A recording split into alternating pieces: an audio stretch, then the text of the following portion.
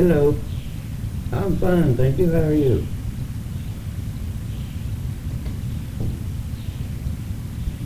Yes, I was listening earlier, and you say you announced this. You'll probably get some ring-ins where I went.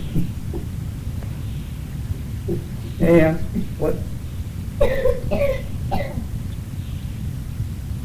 Okay.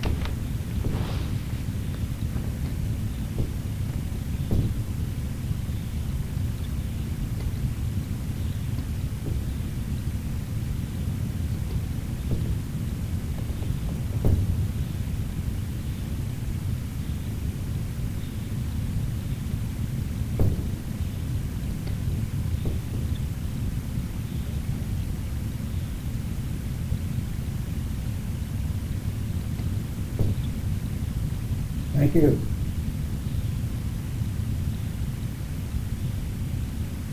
Well, Valentich saw what he first thought was an aircraft, but when he radioed the controller, Melbourne Flight Service, they informed him no aircraft in the area.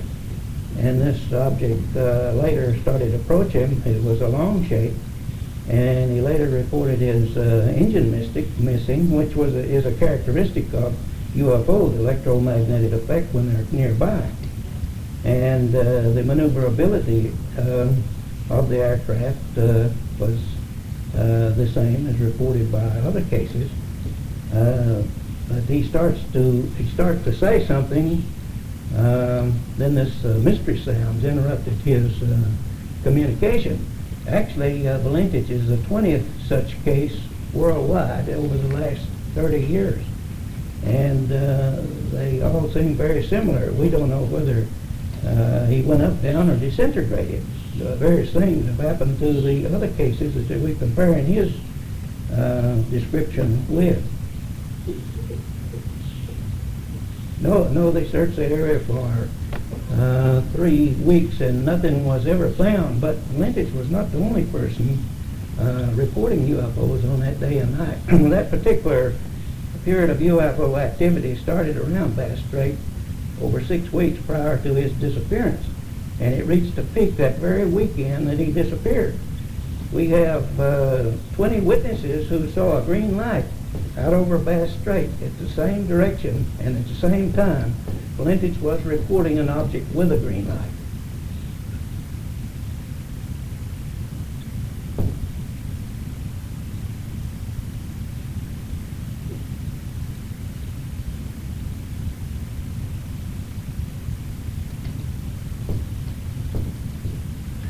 Well, 85% of reports are mistaken identities, of course, so they're only about 1 out of 5 worth of follow-up. We know that the ones that we're concentrating on are operating with an intelligence or a technology far beyond our own. We don't know the whether, whence, and why, which is what we're trying to find out. Well, I got interested way back in 1953 that I saw one. I was a superintendent at the power station in Tennessee, and one came hovered over the power station before it flew away. I have seen 2 since then, but they were in Victoria at a time when they were having a spate of activity, and I was up interviewing witnesses.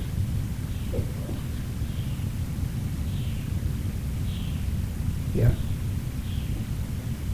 Well, it was a disc-looking object. It approached the fire station about the same speed of a helicopter, but there was no sound. It was blinking a whitish blue, and it hovered over the station for about a half a minute before speeding away. There's no sound about it. Oh, just an estimation, I would say 30, 40 feet in diameter. Oh yes, in fact I was in the inside when somebody yelled for me to come out and take a look. Our best reports come from airline pilots. Of course, they spend most of the working time up there, but our best daytime sightings come from airline pilots. Well, that and they don't like to talk about it because they're talking about the unknown, but they talk to the investigators.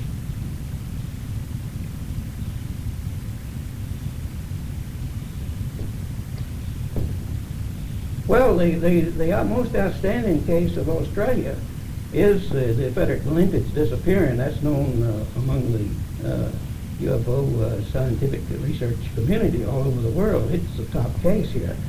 And the top one in New Zealand, of course, are the lights filmed by Quentin Fogarty over there. That was 2.5 months after Valentich disappeared. They are the most two outstanding ones in this area.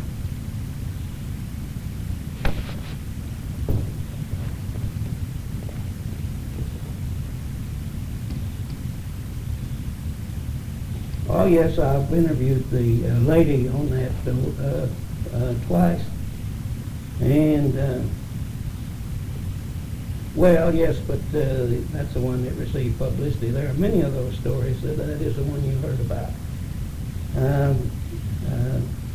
Several of those from South America, similar stories, but this information came out under hypnosis, and that is out of my field.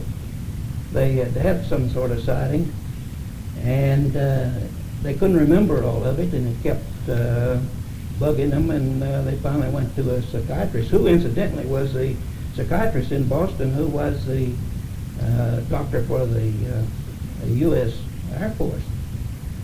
Now, I know on Cosmos, Carl Sagan talks about this case. In fact, he's the only one that's mentioned the case. But he completely fabricates the information. He claims that they were fooled by clouds and their windscreens were going, and, well, a scientist is supposed to be precise. And all he had to do is check the weather records of that, and he would find that it was a clear night. But because Carl Sagan is who he is, well, people swallowed hook, line, and sinker.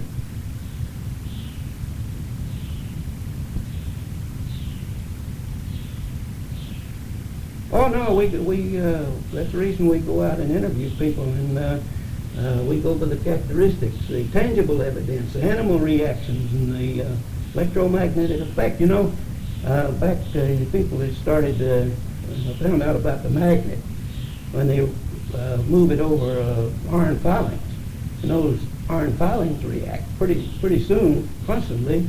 It's not a coincidence; it's a fact. We're finding the same thing about the UFOs when they're near automobile ignitions, airplane ignitions, animals, and all this. And Valentich was about 1 minute, less than 1 minute before the sound interrupted his communication, reported his engine was missing.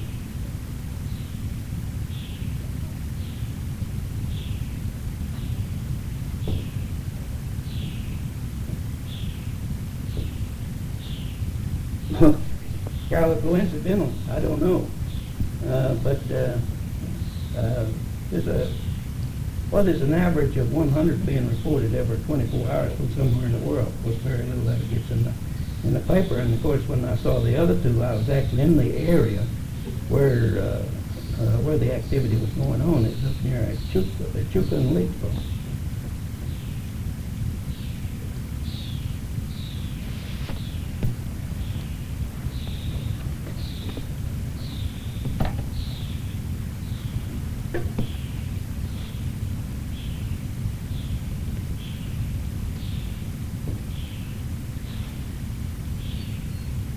That's the reason we wanted the information to go out to people to appeal to those who have seen UFOs to report to us. Post Office Box 43, Manhattan.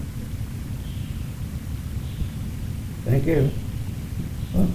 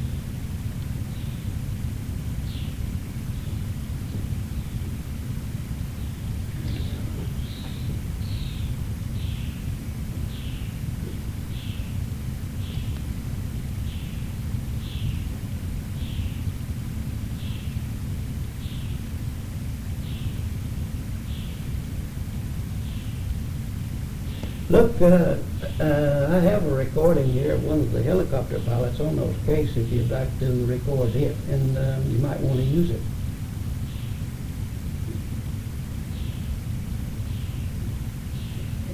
Yes, good. He's one of the 20 that got back to tell about the case, but Valentich wasn't. But you'll notice that he's reporting the same identical shape that Valentich was. He's reporting a green light and all that. Actually, it runs 3 minutes. No, this happened 5 years before Valentich in Ohio. But he's describing an identical object which approached and the later reaction with his helicopter. Are you ready? He was flying around at about 2,500 feet. When the crew chief on the helicopter observed a red light on the east horizon, he then confirmed that the light was closing on the helicopter, but it was coming at us on a collision course. And I looked to the right and I observed that the object became bigger and the light became brighter. And I began to descend the helicopter towards the ground to get out of the collision course path. We were descending and this object continued to come directly at the aircraft. It was like a missile locked onto the helicopter. When we came at it on a perpendicular angle to hit us almost broadside, it looked like we were going to collide with it. But we braced for impact. And when we did, then I heard the crewman in the back say, "Look up," and I did. And I observed the craft stop directly in front of us. Stopped. It was hovering right over the helicopter. At this time, the light that came out of the aft end of the vehicle swung 90 degrees and came into the cabin of the helicopter. It was a bright, green light. And all the red night light that we utilized for night navigation was resolved in this green light. The whole cabin turned green. It hit me directly in the face, hit the co-pilot directly in the face, and got hit also the two crewmen. We assumed it was a high-performance fighter, but when it stopped directly in front of us, then we felt all of us, all four of us realized there was no high-performance aircraft. This craft, from the angle that we saw it, was cigar shape. Had no wings, no vertical or horizontal stabilizers. It was approximately 60 feet long, 15 to 20 feet in height. These four men are trained military personnel with thousands of hours of flying time behind them. What occurred next might seem like science fiction, but it happened. My last look at my altimeter, we were at 1,700 feet. When the craft began to move, north, away from it. But this time I was worried we were going to hit the ground.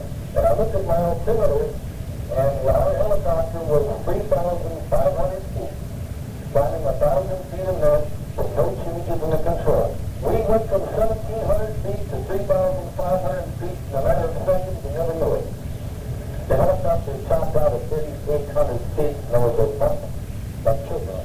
Well, this time we had control of the aircraft. When I had control, we took it back down to 2,500 feet. Yes, and we continued on the freeway. As far as the vehicle itself, there's no doubt in our mind what it looked like. A craft that could move at terrific speeds in excess of 1,000 knots. From a stop on a dime, it maintains altitude, can change altitude, climb, descend, to encounter a UFO. When it does approach the aircraft, you have no idea what it is. So I think that they're wanting to collide with us, but you can't get away from it. You don't have that much time to respond. Did that come through pretty clear? Yes, all right. Goodbye.